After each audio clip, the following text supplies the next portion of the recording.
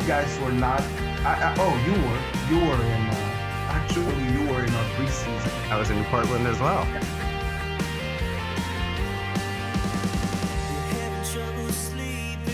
I want to cover playoff hockey in Vancouver. I want the fans to enjoy and experience playoff hockey in Vancouver. I want the Canucks to win a Stanley Cup for this city. And looking at Raptors Twitter right now, a fade for Cade. I feel like a lot of them would love to see him there. I mean, I'm not advocating for that, but I mean, I know that's big on Raptors Twitter minds these days. There's a lot of Twitter warriors out there. LA gave one out to Jared Goff, and they've already moved on. Correct. They didn't think that could work for them. It's all good, isn't it? It's in the box. It's in the box. Perfect. For the Unnamed Sports Show, here's your host, Joshua Griffith. Hello, and as you just heard, this is the Unnamed Sports Show here on the Sports Talk Line Network, where we talk sports 24/7, 365. I am, of course, your host, Joshua Griffith. A day later this week, due to a bit of scheduling snafus and the fact that I am producing this episode myself this week. So hopefully we don't run into any technical difficulties.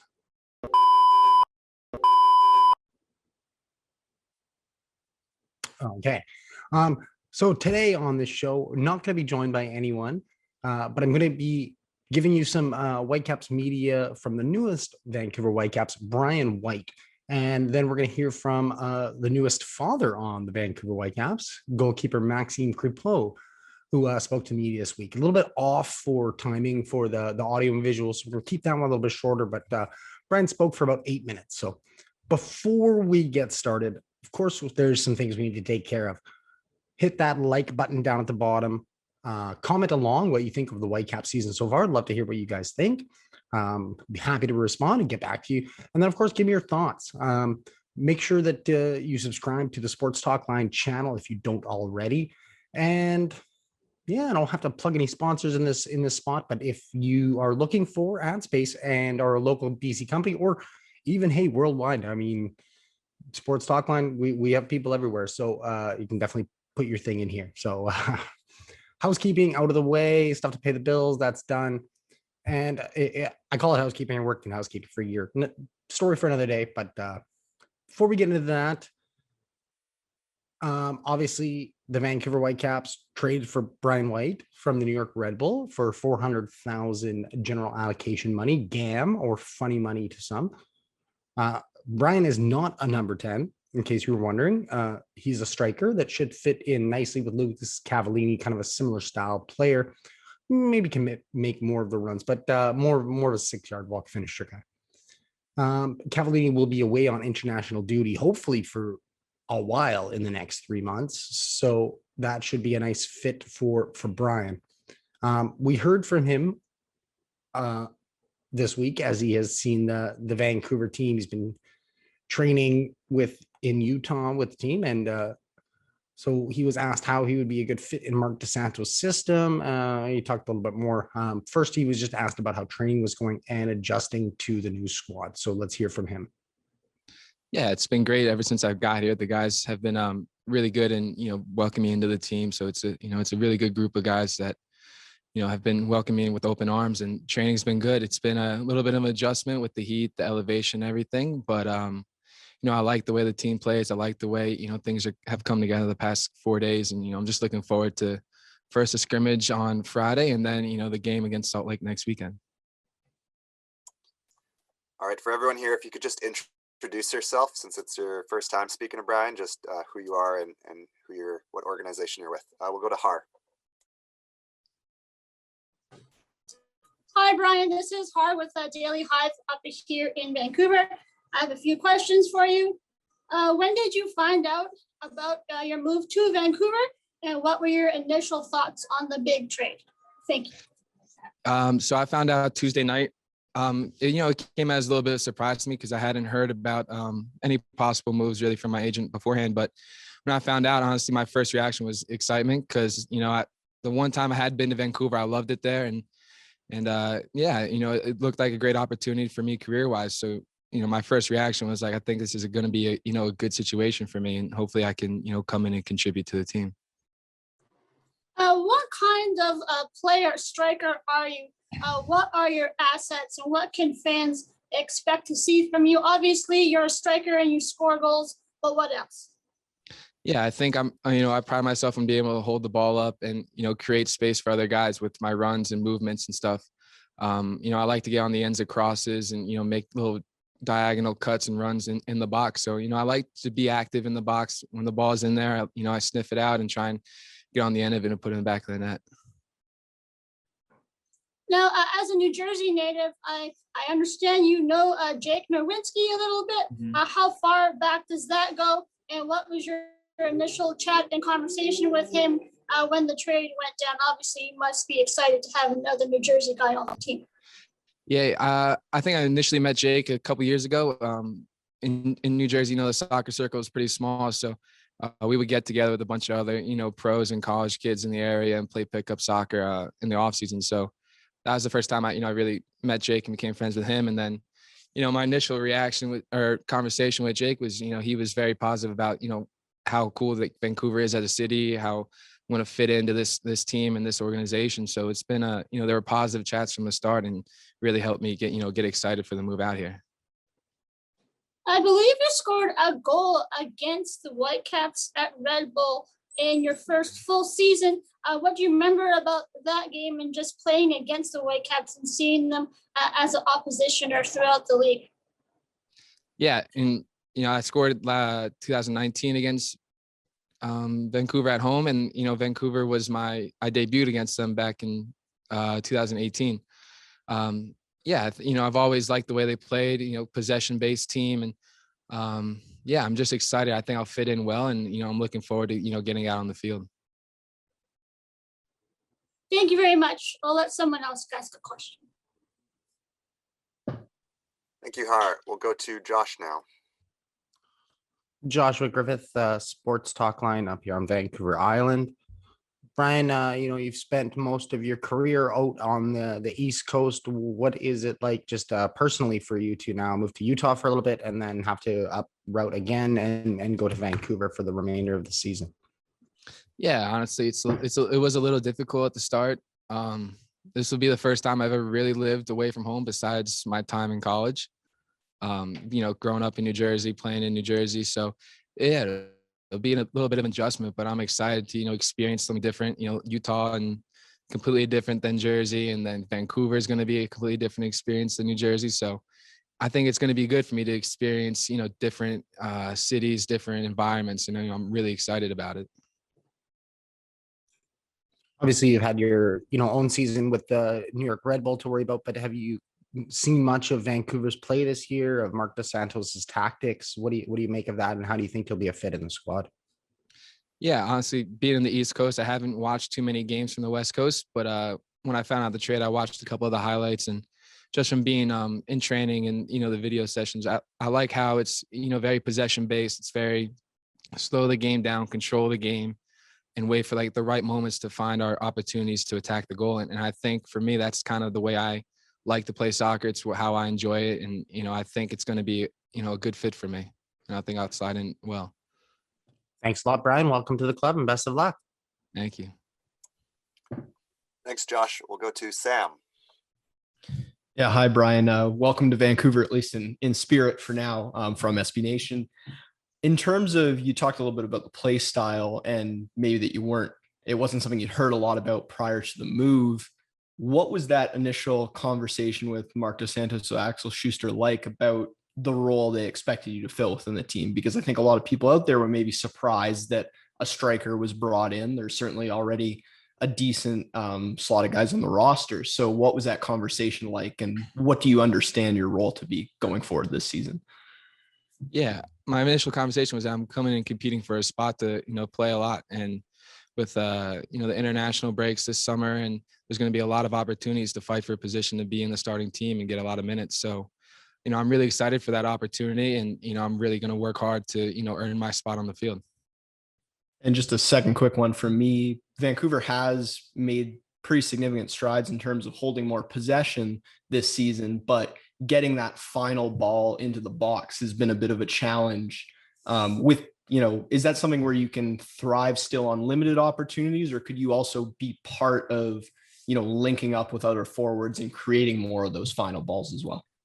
Yeah, I think through my career, I've shown that, I don't always get the most amount of, service. I get a couple of chances here and there, and, I try and stay as alert as possible for that, that one moment. As a forward, you got to be aware you're not going to always get a whole bunch of chances in a game. So when you get the one chance, you have to be ready. And yeah, and I do think I'm able to, at the Red Bulls, we were playing with two forwards and being able to play with another guy up front. And I think, it's going to be a good situation. I think I'll be able to connect well with other guys and try and create more opportunities going forward. Thanks, Brian.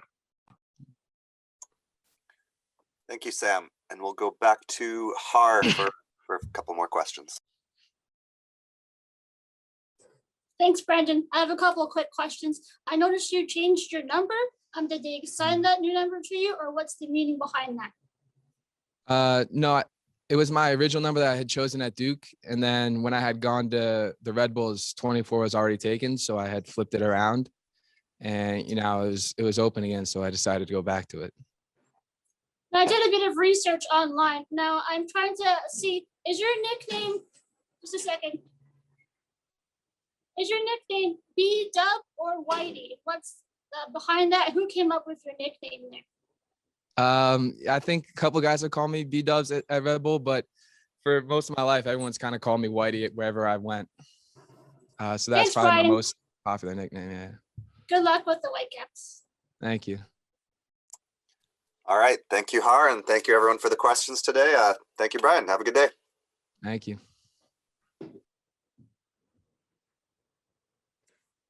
All right, everyone, welcome back. So Brian was excited to chat with media for a little bit, making long strides in training. Let's break down this move a little bit more, because obviously, like I said earlier, he's not a number 10, he's a striker. It looks like Vancouver's David Agbo has been loaned out to Phoenix Rising FC, which means a little bit more room for a striker. Tosaint Ricketts is currently away from the team right now for personal reasons, and Theobald really hasn't lived up to what he did in the offseason, the progressions that he made in the offseason. We know that Lucas Cavallini is going to be away with the national team, hopefully for these two games against Haiti, and then a long run in the Ocho, not a hex anymore. It's just the 8 teams. So the Whitecaps definitely had a need for another striker. Marc Dos Santos spoke to me as well and mentioned the need about having the ability to, switch up the players. So whether it's Cavallini and Christian Dahome, or White and Cavallini, or White and Dahome, they're going to have some different options. And there was also a mention of a 3-5-2 formation going forward in the next couple of weeks. So that would be curious to see. And I want to talk about this number 10, because this is always brought up. It's always a big question whenever I have Marc Dos Santos on the show, or Axel Schuster, or, I speak to them. It's always a big question from fans and anyone wondering, Whitecaps, when are they going to bring in this number 10? And obviously, we didn't get it in this transfer window. I know fans would have liked to. I don't think it's time to hit that panic button yet. We need to relax for a bit. And here's why, okay? So it's very evident that the team's not afraid to spend some money. They brought in Daber Casado and Bruno Gaspar in the offseason. These guys weren't free by any means. So, and obviously, they made some additions in the front office. And that's kind of the thing that's really easing my mind about the team, eventually finding that elusive number 10 player. So Nico Overhaul has been brought in to kind of oversee the scouting department. They have a couple scouts that are down watching games in South America, but I mean, Brazil's obviously one of their main targets down there. And when I spoke to Axel about number 10, it doesn't necessarily mean just a cookie cutter number 10. They're looking for that right fit. And again, something to consider with the Vancouver Whitecaps is, how hard is it to sell a fit for a player when you're playing in Utah? Do you guys know when the Whitecaps are headed back to Vancouver? I was hoping that it was going to be for July, but it looks like it's going to be August. I mean, how do you say that? Oh, just so uproot your family once to Utah and then uproot them again to Vancouver in a couple months when the team's able to return home? Are you going to be able to play in front of fans? Like, there's just little things. It might not seem like a big deal on the outside, but for somebody who's uprooting their family, their life, maybe they have kids. Maybe, I mean, look at the situation last year with Christian Dahome. He couldn't get his family in Vancouver. They sent private planes down to try and get them there. They went through countless ordeals to try and get his family back with him. And by the time they finally did get his family back with him, he had five or 6 days with him. And then he had to go down to Portland to relocate and play there. So that's a pretty tough sell. And if you're going to say that that doesn't affect the player, just look at Christian Dahome's on the pitch production this year compared to last season, already just in a 7-game sample size. So, like I said, it's not time to hit that panic button yet. The team has scouts. They're a good structure from top to bottom. Finally, what the fans have been calling for a long time is this team to have actual structure in the front office. We've all seen those clown pictures, people peeing on urinals of Whitecaps front office members. Well, we don't have that anymore. We have a structured front office. So I'm going to give them a little bit more time to maybe try and find that perfect fit. And when they're back in Vancouver, hey, maybe that's a lot easier sell. But until the next transfer window's over, ease off. But if we run through and I'm making this same rant again in 3 or 4 months, then maybe it's time to hit that panic button.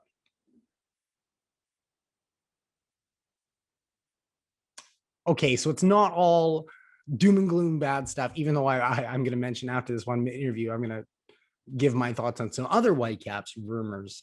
This is kind of just my show today where I get to talk about the Whitecaps, and I never get to do that.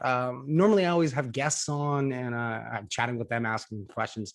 Not that I don't love that, but I do also love to be on the other side of things where I get to give my opinion and tell everybody how I feel about things. So I'm going to queue up this interview, and by queue it up, I mean do it myself.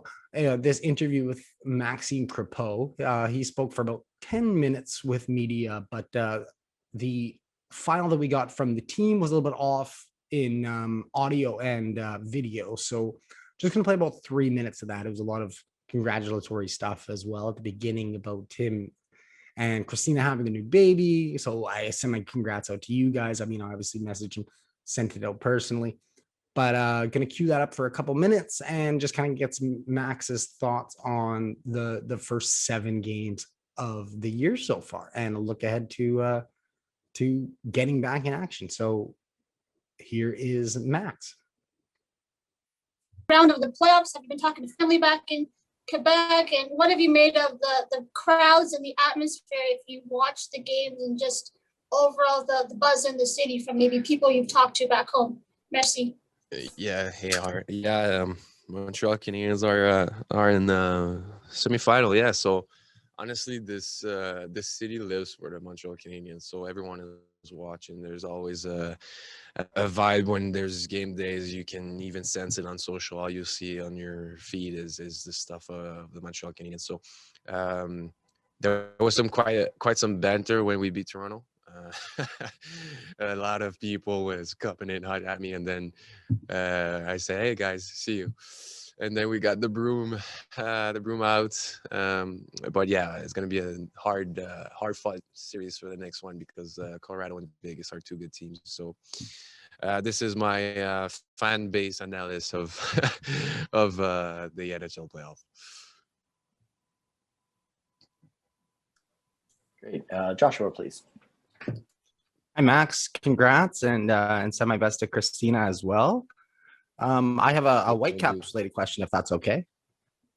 100%. That's what we're here for. So, 7 points in the first 7 matches. You guys have probably done a lot of reflecting in your time off. What do you take of the start of the season? Yeah, I think we started quite well. The first 3 games it was a positive start compared to the previous years. But then we got a little bit more adversity when we played on the road and we didn't get the points that we wanted. So it's important to train really well right now. This week it was a nice week of training. The next week really even push even more and to eliminate the little errors, mistakes that happen during the week, because playing Salt Lake here with a packed house, open stadium, full capacity that they announced.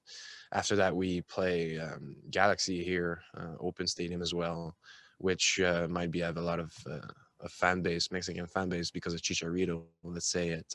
And then we are finishing that in Seattle this month. So after that is going to be three important games to get some points. First things first, but also to have a positive mindset to get into those games and say, all right, we got points, and then okay, we're back on the rise once again, and not having few games of with defeats, with losses. So it's going to be positive to get some points, get some wins, to get back on the rise, because the Western Conference is really tight as of now. That all the teams are having a break right now, but once they restart, it's going to be really tight, and it's going to be a race to the playoff. Awesome. Thanks so much. Thank you.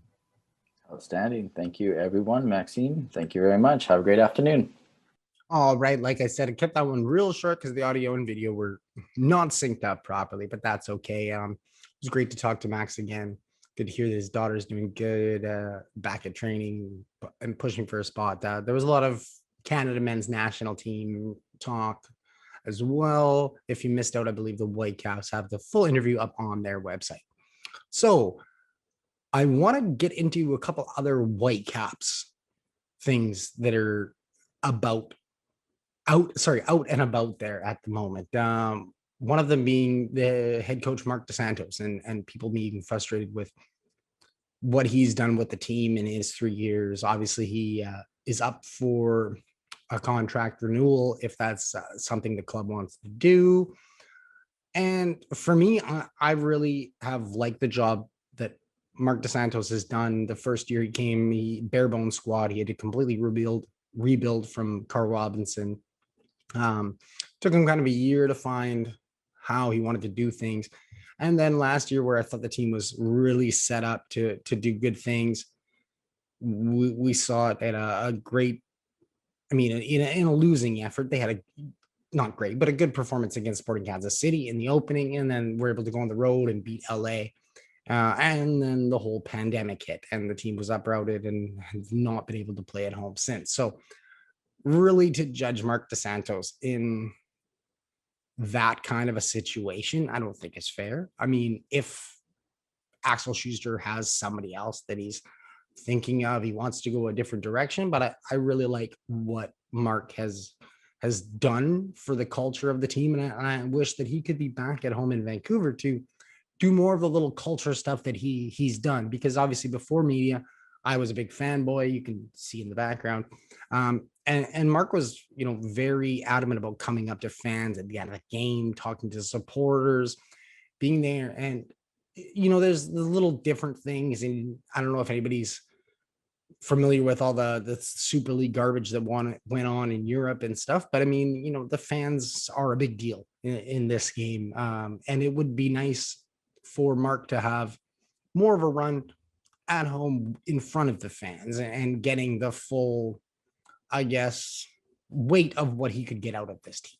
Not that I'm saying that they're not playing, up to their levels, or the team isn't trying to get goals. We got one open goal, thankfully, last game, but I just think it might be 3 years, but it just, I don't know. We're in a weird time parameters right now, and I don't think it's the right time to maybe move on from Marc. But hey, that's just me, and I only have my opinion, but I have a show that I can throw my opinion out there, and that is the Unnamed Sports Show here on the Sports Talkline Network. We talk sports 24/7, 365. We got a YouTube channel. We got lots of sports videos, all the NBA playoff highlights. We got them on there. And we have a great website, www.sportstalkline.com. You can make yourself a profile. It's completely interactive. You You can interact with all of the writers, the content producers, talk about sports. It's fantastic. It's basically like any other social media site, but it's all sports and it's completely moderated. So there's no garbage. There's none of these trolls. You actually have to like be a real person and sign up. We're very adamant about that. So do that if you haven't already. And like, subscribe down at the bottom, all that fun stuff. Going to be getting lots of other content out there. We got a lot of other great shows. The Saved by the Bell guys are going. Luca Talk Sports is another one. Like I mentioned, all the highlights. And then my show that's every Thursday, unless I have to produce it. And then I'll have to maybe start on Tuesdays. But hey, I hopefully figured this one out. And I hope you guys enjoyed it. And for the Unnamed Sports Show, I've been your host, Joshua Griffith. Remember to love sports, all sports.